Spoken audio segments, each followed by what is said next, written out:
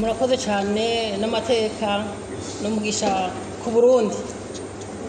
Kuba mvuye mu mahanga nari maze iminsi guhiganwa mu bihugu bitandukanye, aho nahereye mu gihugu cya Amerika nkabikoramo neza, nkahatsinda metero 3,200 birengako, nkavaho nkagenda mu gihugu cy'Ubufaransa aho nahakoze 3,000, nkongera nkahatsinda kandi nkongera nkagira n'umwanya mwiza cyane ugira gatanu mu myanya nyaruka ku isi. Nkavaho nkajya mu gihugu cy'Ububirigi nkatsinda ibirometero 5, naho nyine nkakorera umwanya mwiza kandi ukaba ari umwanya mwiza w'uno mwaka. Urumva n'ibintu bitangaje. Sinagarukiye ngaho, naragiye mu gihugu cy'Ubusuwise aho hose nagiye ndaca nongera ntsinda, karukondera amanota ashobora kunshikana muri finale kugira ngo mpiganirwe iki gikombe mubona. Natsinze ku 5,000, akaba ari igikombe kidasanzwe, igikombe gitashe ubwa mbere mu gihugu cy'u Burundi. N'umugisha ku muryango, n'umugisha ku gihugu cy'iwanje. Hanyuma sinahagarukiye ngaho, naciye ngenda mu gihugu cya Croatia aho novuga yuko nakoze ibintu biboneka gake, aho nashoboye kugira umwanya wa mbere.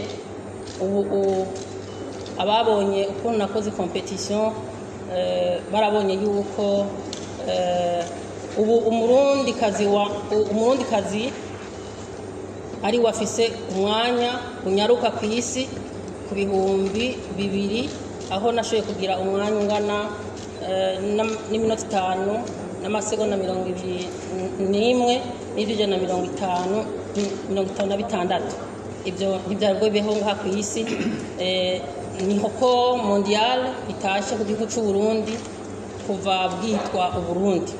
Ndagiho cyane, no gushima, n'umugisha kubona nakiriwe n'abantu batandukanye.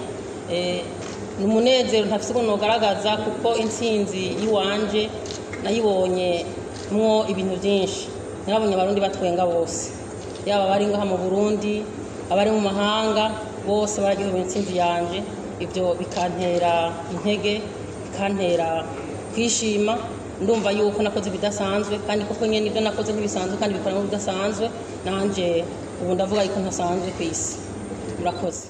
Nandi ndabashimiye mwese mwaje kunyakira. Ibintu binyeretse umunezero, kandi nabamenyesha yuko n'intango umunezero munyeretse. Nibaza yuko ugiye kubandanya untera intege, nkazoshobora kubandanya nitwara neza, aho novuga yuko nozoryoherwa cyane no mu mwaka uza ngarutse mfise igikombe nk'iki muri championnat du monde izobera mu gihugu cya Etazini, nkasubira kwakirwa na iteka, nkashobora guha umunezero abarundi. Rero ndabashimiye mwese, ndashimira abajournaliste mwese mwaje kunyakira. Murakoze.